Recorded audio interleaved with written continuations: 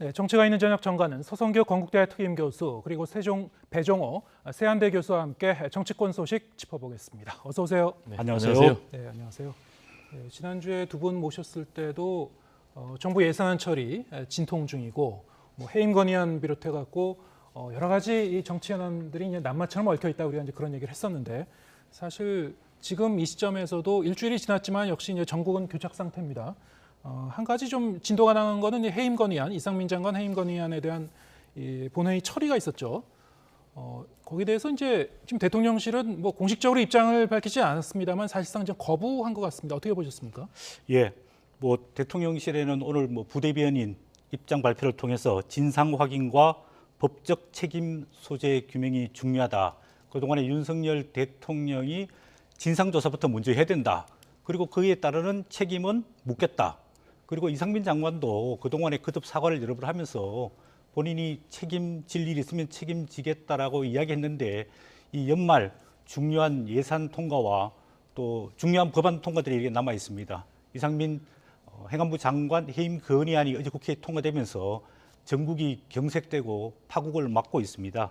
야당은 이제 해임 건의안을 대통령이 수용하지 않으면 탄핵 소추안도 발의해서 통과를 시키겠다고 할 수 있는데 물론 야권 단독으로 탄핵 소추안 발의하고 국회에서 통과시킬 수 있습니다.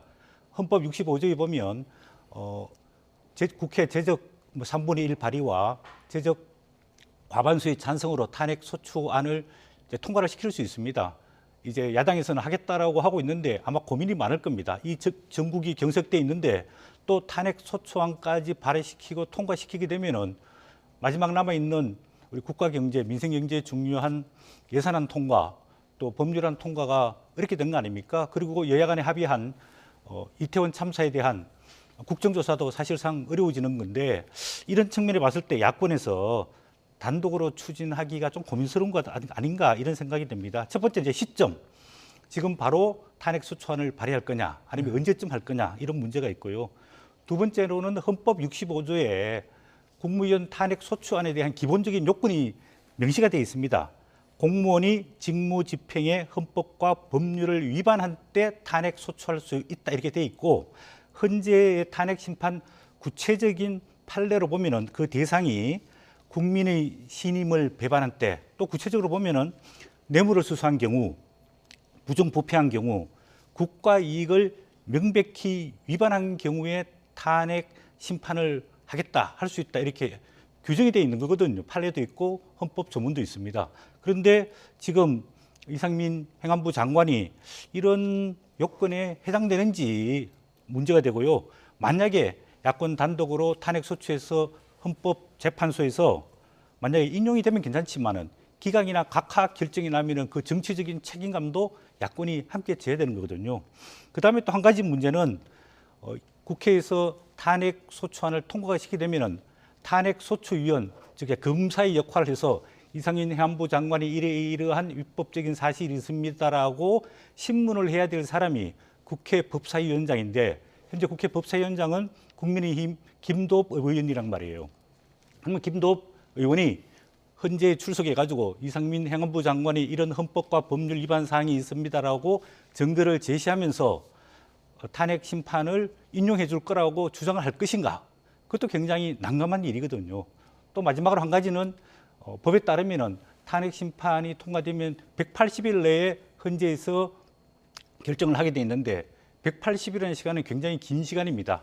통상적으로는 결정한 한 3, 4개월 걸린다고 하는데 그 3, 4개월 동안에 이게 여야 간의 대결이 굉장히 치열해지고 물론 이제 국회에서 탄핵 소추가 의결이 되고 통지가 되면은 행안부 장관은 직무 권한이 정지되기는 하지만은 이 공백과 갈등과 대립에 대해서 야권이 책임질 각오가 돼 있을 것인가 이런 측면에 봤을 때는 야권이 여러 가지 측면에 봤을 때 고민이 좀 많지 않을까 그런 생각이 듭니다. 네, 요약하면 다음 단계로 민주당이 이 탄핵 소추안 쉽게 추진하지 못할 것이다 이렇게 이제 전망하시는 거죠. 예, 여러 가지 요건이 있다고 보여집니다. 예.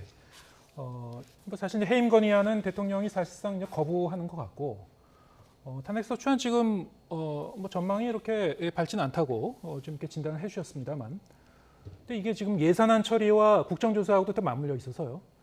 가뜩이나 지금 이 막 실타래처럼 얽혀 있는데 민주당이 탄핵소추안까지 만약에 향후에 추진하게 되면 뭐 국정조사라든가 예산하고도 좀 맞물려 갖고 이제 이 불똥이 튈 가능성이 높아지는 거고요. 사실 민주당 입장은 국정조사를 본 뒤에 탄핵소추안을 이제 결정하겠다는 거 아니었습니까? 지금 이제 국민의힘은 애초부터 사실상 국정조사를 반대를 했었고요. 예. 지금도 윤핵관들은 국정조사를 반대를 하고 있는 그런 상황 아니겠습니까? 그래서 이상민 장관의 해임 건의안 처리를 가지고 또 국정조사 특위를 전원 사퇴한 이런 상황이니까 국민의힘은 국정조사를 원하지 않는 것이죠. 국민의힘 이제 국정조사를 원하지 않는 것은 국정조사를 하면 할수록 현 정부 여권의 실정, 무능, 책임들이 부각이 될 것 아니겠습니까? 따라서 뭐 최대한 이걸 좀 방해하겠다라는 부분이 이제 역력하게 드러나는 것인데요. 한마디로 지금 정상적인 정치가 지금 진행되지 않고 있는 것이죠. 158명이 길거리에서 숨졌는데 아무도 책임지지 않는다. 더구나 이런 책임이 정부의 명백한 잘못인데 이건 정상적인 나라가 아니잖아요. 제가 볼 때는 정상적인 나라, 정상적인 정치라면은 당연히 주무부처 장관을 경질시킨 것이 맞는 것이죠. 지금 이제 지난번에 성수대교 붕괴 사고가 있었지 않습니까? 그때 당시에는 YS 대통령이 즉각적으로 서울시장 경질했거든요. 그리고 또 국무총리가 사의를 표명을 했거든요. 근데 지금 전혀 딴판으로 가고 있잖아요. 행안부 장관도 나 몰라라, 총리도 나 몰라라. 대통령은 지금 국민들에게 정식으로 사과를 한 적이 없지 않습니까? 또 유가족들을 한 번도 만난 적이 없지 않습니까? 이런 것이 지금 정상적인 나라라고 할 수가 없는 것이죠. 지금 이제 여론의 흐름을 보면 굉장히 좋지 않게 흘러가고 있어요. 지금 이제 정부, 여권의 책임이 있다라는 그런 여론조사가 70%를 넘게 나타났거든요. 그리고 이상민 장관의 책임을 물어야 된다라는 여론조사가 50%에서 지금 70%를 넘는 그런 상황까지 치닫고 있는 이런 상황이고, 우리 헌정사를 보면은 지금 장관이 해임 건의안 처리된 것이 지금 윤석열 대통령 때 2번 있었고요. 박정희 전 대통령 때 2번 있었습니다. 그런데 박정희 전 대통령 때는 2번 다 자진 사퇴 형식으로 국회의 뜻을 존중을 했습니다.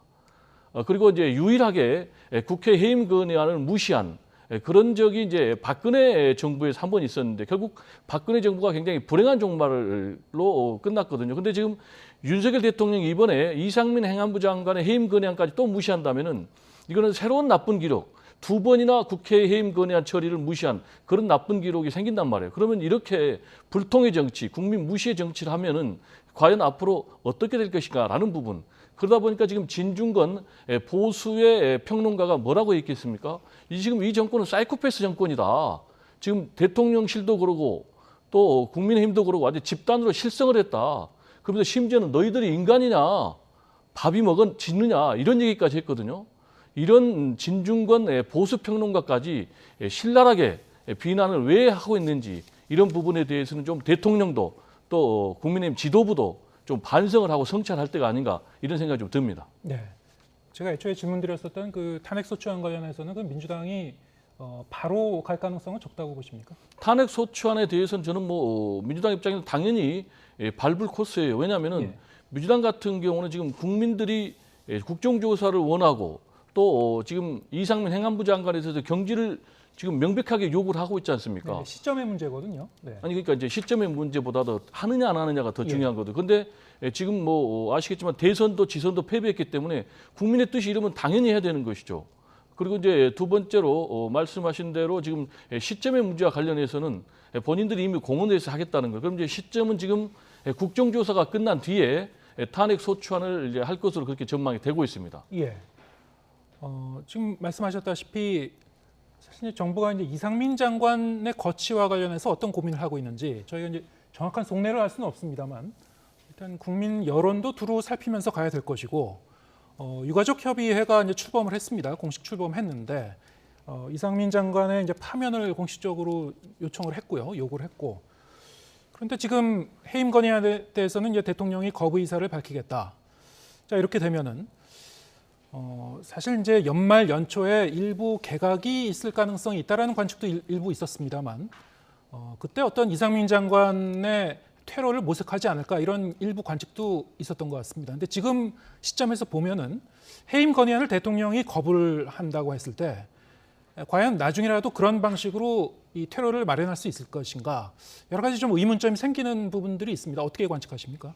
네, 말씀하신 대로 이제 야당이 야권이 단독으로 행안부 장관에 대한 해임 건의안을 정치적으로 추진을 했는 겁니다. 이건 법적인 책임을 묻는 게 아니고요. 그런 측면을 봤을 때 대통령이 이 지금 경찰의 특별수사본부도 수사를 하고 있고, 그리고 또 이제 국정조사도 지금 이제 예견돼 있고, 또 대통령이 그동안에 여러 번 책임 소재가 밝혀지고 나면은 그에 대한 정무적인 책임도 묻겠다고 이야기를 했거든요.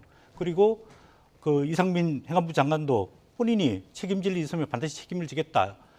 이렇게 국무위원이 책임을 지겠다고 한 거는 저는 시점과 방식이 중요하다고 봅니다. 물론 이태원 참사 그 희생자 유가족 분들은 빨리 뭐 사퇴하고 빨리 조기에 해결되기를 바라겠지만은 모든 일이라는 거는 선후 전도가 있는 거거든요. 그런 측면에서 선조사가 이루어지고 나면은 그 책임을 질 사람들이 법적 책임이나 또 정치적 책임이나 도의적 책임을 져야 하는 것 아니냐 이런 생각이 들고, 아마 뭐 대통령이나 이상민 장관도 이게 국정조사가 마무리되고 나면은 그동안에 뭐 원인 규명, 그다음 원인에 대한 책임 문제, 그다음에 희생자들에 대한 보상 배상 문제, 또 뭐 그 희생자들에 대한 위력 문제, 그다음 대통령의 사과 문제, 그다음 진퇴 문제들이 함께 이렇게 쭉 순서적으로 생각을 하고 있었던 것 아니냐. 근데 갑자기 아직까지 명확한 책임이 밝혀지지도 않았는데 야당이 해임 건의안을 통과시켰다고 해도 대통령이 덥석 거기에 따라서 해임을 받아줄 거냐? 그렇지는 않을 거라고 보거든요. 그런 측면에 봤을 때 야당이 조금 조급했던 것 아니냐 이런 생각이 들고, 이제 내년 2023년은 물론 이태원 참사 국정조사 후에 마무리가 잘 되고 나면은 윤석열 대통령이 일할 수 있는 마지막 기간이거든요. 왜냐하면 2024년에 총선이 있고 그 다음에는 또 지방선거가 있고 그 다음에 대선이 있으면은 대통령이 집중적으로 일하기가 굉장히 어렵기 때문에 내년 초에는 여권을 전체를 재편해 가지고, 즉 국민힘 전당대회도 3월 초에 예견돼 있고, 그 다음에 대통령실도 조금 본인의 아젠다 중심으로 재편을 하고, 그 다음에 내각도 지금 총리와 장관에 대한 긍정 부정 평가를 가지고 조금 뭐 교체를 하려고 하고 있었는데, 야당이 이런 식으로 무턱대고 밀어붙이게 되면은 대통령이 야당의 입장을 반드시 들어줘 가지고 하기보다는 오히려 더 모기랄까 반발심이 생기게 될 수밖에 없는 거거든요. 그런 측면을 봤을 때는 아까 말씀드린 대로 이 해임 건의안이 여러 가지 지금 예산 문제라든지 법률안 문제라든지 또 국정조사 문제라든지 전체 나라를 운영하는 대통령의 국정 운영에 봤을 때 굉장히 돌발 변수로 파국으로 가는 그런 좀 안 좋은 안타까운 일이 됐다 이런 생각이 듭니다. 네. 지금 이제 일방적으로 얘기하니까 제가 좀 반론을 얘기를 해야 되는데요. 지금 뭐 야당이 너무 조급하다, 무턱대고 밀어붙인다라고 지금 평론을 하셨는데, 지금 158명의 길거리에서 숨졌어요. 근데 40일이 넘었어요. 근데 아무도 책임지지 않는데 이게 정상입니까 비정상입니까? 그럼 여기에 대해서 야당, 국회가 책임을 묻는 것이 정상입니까 비정상입니까?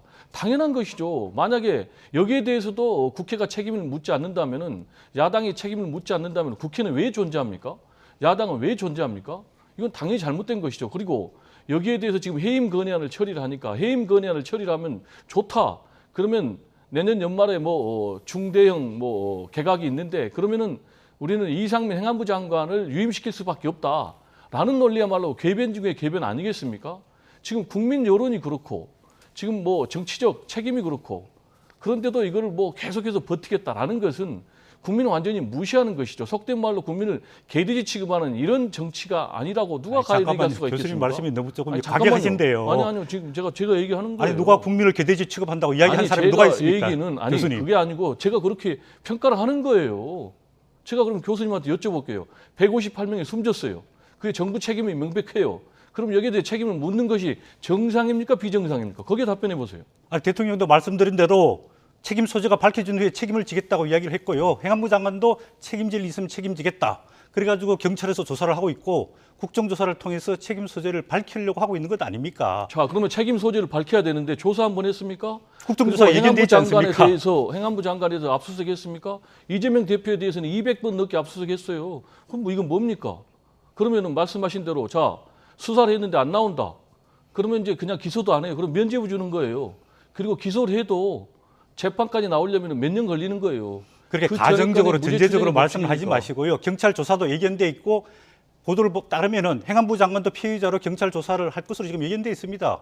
그리고 예산안이 만약에 12월 2일 날 통과가 됐으면 12월 3일부터 국정조사에 들어가서 기관 보고도 받고 현장 조사도 하고 청문회를 통해서 대상자인 국무총리도 나와서 청문회에서 청문을 받게 돼 있고 행안부 장관도 출석해가지고 청문회에서 본인의 뭐 책임 소재를 다 밝히게 돼 있는 겁니다. 그런데 왜 이거를 국정조사를 예산안을 통과를 시키지 않고 행안부 장관 해임 건의안을 먼저 제출해가지고 국정조사도 못하게 되느냐, 또 그리고 예산 통과도 조금 어렵게 되느냐, 이런 부분에 대해 가지고 적절한 시점이 아닌데 조급하게 민주당이 야권과 단합해가지고 해임 건의안을 낸 게 이 전국 파행에 책임 있다. 저는 그런 말씀을 드리는 겁니다. 예. 제가요 알겠습니다. 가정을 예. 위해서 한 건 아니고요. 경우의 수를 얘기를 했고요. 예. 지금 예산안하고 연계시키고 있는 것은 지금 국민의힘입니다. 그리고 국정조사하고 연계하고 있는 것은 국민의힘이에요. 그러면 제가 물어볼게요. 자, 이상민 행안부 장관을 지키는 것이 국정조사보다 더 중요합니까? 이상민 행안부 장관을 지키는 것이 그러면 예산안 처리보다 더 중요합니까? 누가 이걸 맡고 있습니까? 국민의힘이 맡고 있는 거예요. 그리고 누가 방탄을 하고 있습니까? 지금 이재명 방탄이다라고 얘기를 하고 있지만은 지금 이상민 방탄 국회를 지금 국민의힘이 하고 있잖아요. 그러면서 또 정쟁하고 있다. 누가 정쟁하고 있어요? 이상민 장관의 해임안 건의안 처리한다고 그래가지고 국정조사 보이콧하고 있다. 이게 지금 정쟁화 논리 아니에요? 저는 그다음 세 번째로, 이상민 장관을 잠깐만요. 방어하고 있고 막고 있다는 이야기가 잠깐만요. 아니고요. 제가 얘기하고 있게요. 책임질 아니, 시점에 책임 예. 소재가 가려지면 잠깐만요. 책임을 지겠다는 잠깐만요. 이야기 아닙니다. 예, 예. 예. 제가 좀 개입 좀 한마디만 하겠습니다. 얘기를 예, 하면요. 그리고 대선 불복 논리를 얘기하고 있어요. 국민의힘이. 자, 대선 끝난 지가 9개월이나 지났어요. 집권한 지 7개월 됐고요. 근데 이게 무슨 대선 불복 논리입니까? 네, 배 교수님, 예, 제가 잠깐만 좀 개입을 하겠습니다. 두 분의 이제 이 토론이 상당히 좀 뜨거워져서요.